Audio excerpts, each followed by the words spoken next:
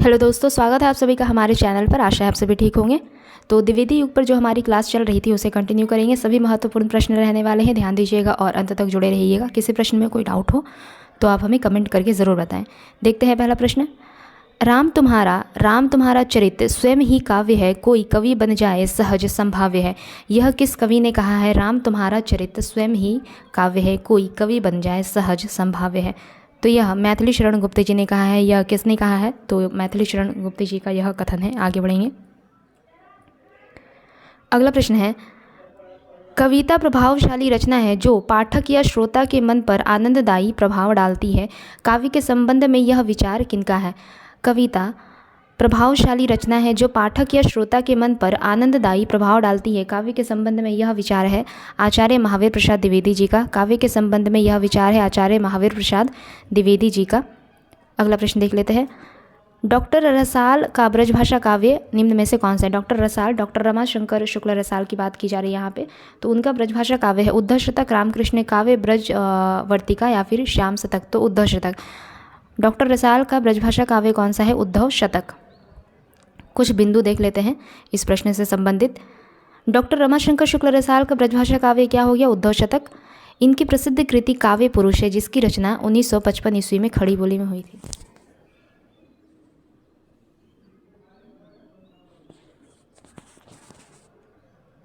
इनकी प्रसिद्ध कृति काव्य पुरुष है जिसकी रचना 1955 ईस्वी में खड़ी बोली में हुई। उद्धव शतक नाम से जगन्नाथ दास रत्नाकर की भी एक रचना है। ठीक है, उद्धव शतक नाम से एक तो डॉक्टर रमाशंकर शुक्ल रसाल का ब्रजभाषा काव्य है।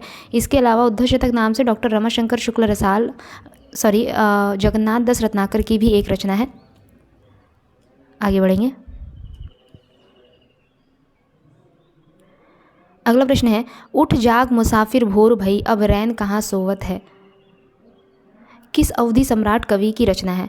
उठ जाग मुसाफिर भोर भई अब रैन कहाँ सोवत है किस अवधि सम्राट कवि की रचना है?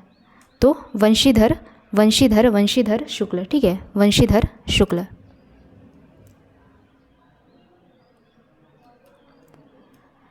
जकी उपनाम से कौन प्रसिद्ध कवि उर्दू में गज़लें लिखते थे? जकी उपनाम से निम्न में से कौन प्रसिद्ध हिंदी कवि उर्दू में गज़लें लिखते थे जकी उपनाम से? तो जगन्नाथ दास रत्नाकर उर्दू में जकी उपनाम से गज़लें लिखा करते थे। जगन्नाथ दास रत्नाकर के गुरु का नाम रहा नवनीत लाल चतुर्वेदी। रत्नाकर इनका क्या था? उपनाम था। ठीक है, जगन्नाथ दास रत्नाकर का रत्नाकर जो है यह इनका उपनाम था। यदि द्विवेदी जी न उठ खड़े होते तो जैसे अव्यवस्थित व्याकरण विरुद्ध और ऊट पटांग भाषा चारों ओर दिखाई पड़ी थी उसकी परंपरा जल्दी न रुकती। यह कथन किनका है? यदि द्विवेदी जी न उठ खड़े होते तो जैसे अव्यवस्थित व्याकरण विरुद्ध और ऊट पटांग भाषा चारों ओर दिखाई पड़ी थी उसकी परंपरा जल्दी न रुकती। यह कथन किनका है? तो यह कथन है रामचंद्र शुक्ल जी का। ज्ञान राशि के संचित कोश का नाम साहित्य है। यह कथन किस विद्वान का है? ज्ञान राशि के संचित कोश का नाम साहित्य है। यह कथन है महावीर प्रसाद द्विवेदी जी का। है। रचना काल के आरोही क्रम में सुव्यवस्थित वर्ग। अच्छा, ये इस प्रश्न को ऐसे कह सकते हैं कि इन रचनाओं का हमें क्रम बताना है। ठीक है, इन रचनाओं का हमें क्रम बताना है, इसे छोड़ दीजिए। पहले इनका हम देख लेते हैं प्रकाशन वर्ष। ठीक है, प्रकाशन वर्ष इनका क्या रहा? ये सभी रचनाएं मैथिली शरण गुप्त जी की है। साकेत, यशोधरा, जय भारत, द्वापर। साकेत का प्रकाशन वर्ष रहता है 1931। साकेत का प्रकाशन वर्ष क्या रहा? 1931। यशोधरा का प्रकाशन वर्ष रहा आपका 1932। यशोधरा का रहा आपका 1932। जय भारत का रहा 1952। जय भारत का रहा 1952। ठीक है, द्वापर का क्या रहा आपका? द्वापर का रहा 1936। द्वापर का 1936। तो इसका सही क्रम क्या हो जाएगा? सबसे पहले आ जाएगा आपका साकेत का, उसके बाद क्या आ जाएगा आपका यशोधरा 1932। यशोधरा 1932। उसके बाद आ जाएगा आपका द्वापर 1936। द्वापर 1936। उसके बाद आ जाएगा आपका जय भारत 1952। जय भारत 1952। ये इसका सही क्रम है। ठीक है, ये इसका सही क्रम हो जाएगा। आगे बढ़ेंगे। अगला प्रश्न है, कविता करके तुलसी ना लसे कविता करके तुलसी ना लसे कविता लसी पा तुलसी की कला। कविता करके तुलसी ना लसे कविता लसी पा तुलसी की कला। तुलसीदास के लिए यह प्रशस्ति वचन इनमें से किनका है? अयोध्या सिंह उपाध्याय हरिऔध, जगदम्बा प्रसाद हितैषी, नाभादास, जगन्नाथ दास रत्नाकर। तो ये तुलसीदास जी के लिए यह प्रशस्ति वचन किनका है? तो अयोध्या सिंह उपाध्याय हरिऔध जी का है। निम्न में से कौन काव्य ग्रंथ अयोध्या सिंह उपाध्याय हरिऔध का है? निम्न में से कौन सा काव्य ग्रंथ अयोध्या सिंह उपाध्याय हरिऔध का है? पद्य प्रसून। ठीक है, ये अयोध्या सिंह उपाध्याय हरिऔध जी का है। इनमें से कौन सा कवि सत्सईकार है? निम्न में से कौन से कवि सत्सईकार है? केशवदास, पद्माकर, सियाराम शरण गुप्त या फिर वियोगी हरि? वियोगी हरि क्या है? वियोगी हरि क्या है? तो सत्सईकार है। निम्न में से कौन से कवि सत्सईकार है? तो वियोगी हरि सत्सईकार है। इनका पूरा नाम क्या था? तो हरिप्रसाद द्विवेदी। वियोगी हरि का पूरा नाम था हरिप्रसाद द्विवेदी। इनकी एक प्रसिद्ध रचना है वीर सतसई। ठीक है, इनकी एक प्रसिद्ध रचना है वीर सतसई, जिस पर इन्हें मंगला प्रसाद पारितोषिक पुरस्कार प्रदान किया गया था। आगे बढ़ते हैं।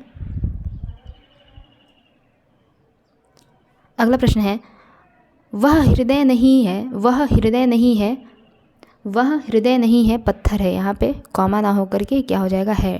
ठीक है, वह हृदय नहीं है पत्थर है जिसमें स्वदेश का प्यार नहीं। यह प्रसिद्ध काव्य पंक्ति निम्नलिखित में से किस कवि द्वारा रचित है? वह हृदय नहीं है पत्थर है जिसमें स्वदेश का प्यार नहीं। यह प्रसिद्ध काव्य पंक्ति इनमें से किस कवि द्वारा रचित है? तो गया प्रसाद शुक्ल सनेही द्वारा रचित है। ये वाली पंक्ति किनकी है? तो गया प्रसाद शुक्ल सनेही की है। आगे बढ़ेंगे। हल्दी घाटी वीर रस प्रधान काव्य किनका है? हल्दी घाटी वीर रस प्रधान काव्य किनका है? तो श्याम नारायण पांडे जी का है। हल्दी घाटी वीर रस प्रधान काव्य किनका है? श्याम नारायण पांडे जी का है।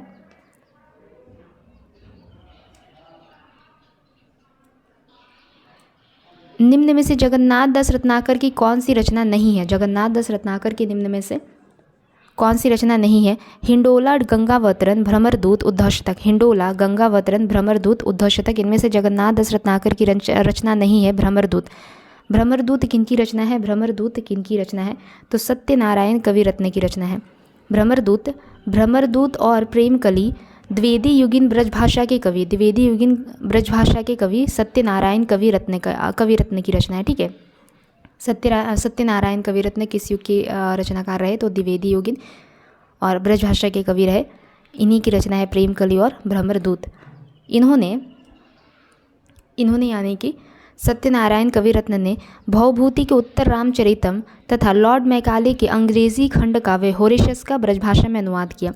सत्यनारायण कवि रत्न ने उत्तर रामचरितम, भवभूति के उत्तर रामचरितम तथा लॉर्ड मैकाले के अंग्रेजी खंड काव्य होरेशस का ब्रजभाषा में अनुवाद किया।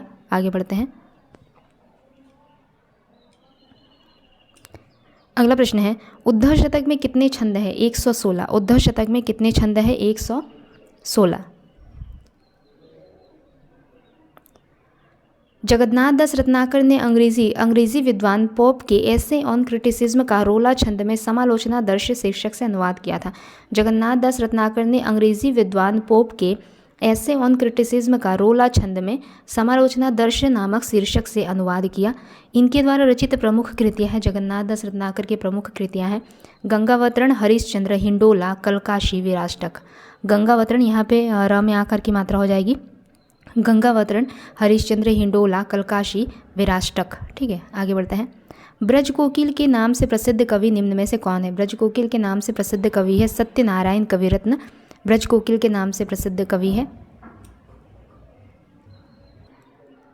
इनकी समस्त रचनाओं का संकलन, यहाँ पे सत्यनारायण कवि रत्न की बात की जा रही है। ब्रज कोकिल के नाम से जो प्रसिद्ध है, सत्यनारायण कवि रत्न के समस्त रचनाओं का संकलन बनारसी दास चतुर्वेदी ने हृदय तरंग शीर्षक से किया। सत्यनारायण कवि रत्न के समस्त रचनाओं का संकलन बनारसी दास चतुर्वेदी ने हृदय तरंग नामक शीर्षक से किया। इनकी प्रसिद्ध रचनाएं हैं भ्रमरदूत और प्रेमकली। इसे ये वाला जो बिंदु है इससे पहले भी आया था। ठीक है, होरेशियस उत्तर रामचरितम मालती माधव का भी सत्यनारायण कवि रत्न ने अनुवाद किया। होरेशियस उत्तर रामचरितम मालती माधव का अनुवाद किया सत्यनारायण कविरत्न ने। त्रिशूल किसका उपनाम है? त्रिशूल किसका उपनाम है? तो गया प्रसाद शुक्ल सनेही का उपनाम है। त्रिशूल गया प्रसाद शुक्ल सनेही का उपनाम है। गया प्रसाद शुक्ल सनेही अपनी श्रृंगारिक कविताएं सनेही उपनाम से लिखा करते थे, वहीं राष्ट्र भावना की कविताएं त्रिशूल उपनाम से लिखा करते थे, याद रखिएगा। खड़ी बोली में कवित और सवैया छंदों का प्रयोग करने में ये प्रवीण थे। खड़ी बोली में कवित और सवैया छंदों का प्रयोग करने में गया प्रसाद शुक्ल सनेही काफ़ी प्रवीण थे। इनका प्रसिद्ध ग्रंथ है कृषक क्रंदन, प्रेम पचीसी, राष्ट्रवीणा, त्रिशूल तरंग, करुणा कादम्बिनी। कृषक क्रंदन, प्रेम पचीसी, राष्ट्रवीणा, त्रिशूल तरंग, करुणा कादम्बिनी गया प्रसाद शुक्ल सनेही की प्रसिद्ध रचनाएं। गोल्ड स्मिथ कृत ट्रैवलर का अनुवाद किसने किया? गोल्ड स्मिथ कृत ट्रैवलर का अनुवाद किया श्रीधर पाठक जी ने। गोल्ड स्मिथ कृत ट्रैवलर का अनुवाद किसने किया? तो श्रीधर पाठक जी ने। गोल्ड स्मिथ कृत ट्रैवलर का हिंदी अनुवाद श्रांत पथिक नामक शीर्षक से खड़ी बोली में किसने किया अनुवाद? तो श्रीधर पाठक जी ने, ठीक है। ट्रैवलर का हिंदी अनुवाद श्रांत पथिक नामक ट्रैवलर का हिंदी अनुवाद श्रांत पथिक नामक शीर्षक से किया गया था, ठीक है, खड़ी बोली में। गोल्ड स्मिथ के अन्य ग्रंथ, यहाँ पे अन्य हो जाएगा, गोल्ड स्मिथ के अन्य ग्रंथ हर्मिट का एकांतवासी योगी, ठीक है। गोल्ड स्मिथ के अन्य ग्रंथ हर्मिट का एकांतवासी शीर्षक से किया गया अनुवाद। डिजर्टेड विलेज का उजड़ ग्राम नाम से अनुवाद किया गया। गोल्ड स्मिथ द्वारा रचित हर्मिट का एकांतवासी योगी शीर्षक से अनुवाद किया गया श्रीधर पाठक के द्वारा ही। वहीं डिजर्टेड विलेज का अनुवाद किया गया किस नाम से? तो उजड़ ग्राम नाम से। खड़ी बोली के प्रथम स्वच्छंदतावादी कवि माने जाते हैं कौन? तो श्रीधर पाठक माने जाते हैं। रचना काल के अनुसार श्रीधर पाठक की निम्नलिखित रचनाओं का सही अनुक्रम क्या हो जाएगा? रचना काल के अनुसार श्रीधर पाठक की इन रचनाओं का सही अनुक्रम क्या हो जाएगा? तो इनका प्रकाशन वर्ष देखते हैं। श्रांत पथिक का प्रकाशन वर्ष क्या हो गया आपका? 1902। श्रांत पथिक का प्रकाशन वर्ष हो गया आपका 1902। वहीं उजड़ ग्राम का प्रकाशन वर्ष हो गया आपका 1889। उजड़ ग्राम का प्रकाशन वर्ष क्या हो गया? 1889। एकांतवासी योगी का प्रकाशन वर्ष हो गया आपका 1886। सांध्य अटन का प्रकाशन वर्ष हो गया 1918। तो इसका क्रम क्या हो जाएगा? सबसे पहले आ जाएगा आपका एकांतवासी योगी 1886, ठीक है, 1886। उसके बाद क्या आ जाएगा आपका? उजड़ ग्राम 1889। उजड़ ग्राम के बाद आ गया आपका श्रांत पथिक 1902। श्रांत पथिक 1902 और अंत में क्या आ गया आपका? सांध्य अटन 1918। तो ये इसका सही क्रम हो गया। आगे बढ़ते हैं। श्रीधर पाठक ने एकांतवासी योगी की रचना लावनी या ख्याल शैली में की। वहीं श्रांत पथिक की रचना रोला छंद में की है। नूरजहां प्रबंध काव्य के रचयिता कौन रहते हैं? नूरजहां प्रबंध काव्य के रचयिता कौन रहे? कुतुबन सियाराम शरण गुप्त, गुरुभक्त सिंह। नूरजहां प्रबंध काव्य के रचयिता रहे गुरुभक्त सिंह।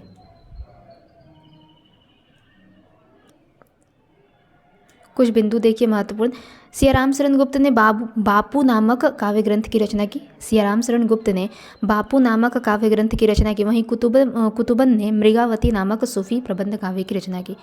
मृगावती नामक सूफी प्रबंध काव्य के रचयिता कौन रहे? कुतुबन। बापू नामक काव्य संग्रह के रचयिता रहे सियाराम शरण गुप्त। अगला प्रश्न है, प्रेम शतक के रचनाकार कौन रहे? प्रेम शतक के रचनाकार रहते हैं वियोगी हरि। हरिऔध के प्रिय प्रवास महाकाव्य में कितने सर्ग है? हरिऔध के प्रिय प्रवास नामक महाकाव्य में कुल कितने सर्ग है? तो 17 सर्ग है, ठीक है। प्रिय प्रवास महाकाव्य में कुल 17 सर्ग है। प्रिय प्रवास किन की रचना है? तो प्रिय प्रवास हरिऔध की रचना है। इसके अलावा प्रिय एक पारिजात है, ठीक है। पारिजात महाकाव्य में कुल कितने सर्ग है? तो 15 सर्ग है, वो भी आपका हरिऔध जी की रचना है पारिजात, ठीक है।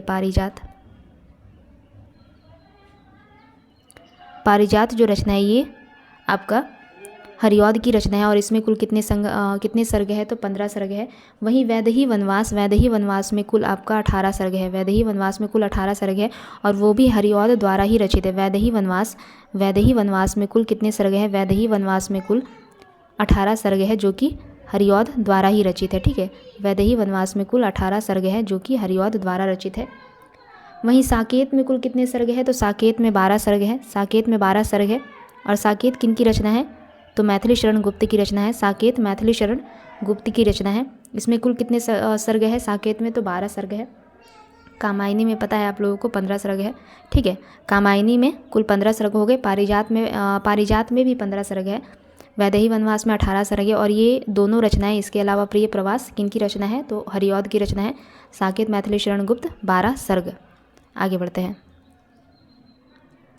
अगला सुमेलित करना है हमें।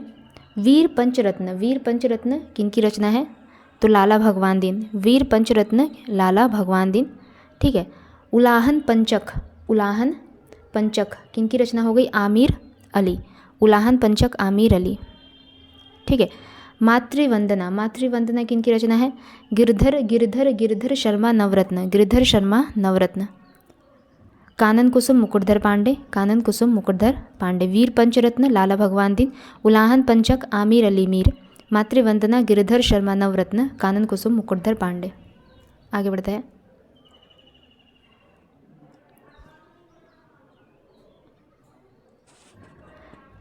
श्रीधर पाठक की रचना नहीं है निम्न में से। वैदेही वनवास, बाल विधवा, जॉर्ज वंदना, भारतोत्थान। तो वैदेही वनवास किन की रचना है, अभी बताया, अयोध्या सिंह उपाध्याय हरिऔध की रचना है। वैदेही वनवास अयोध्या सिंह उपाध्याय हरिऔध की रचना है।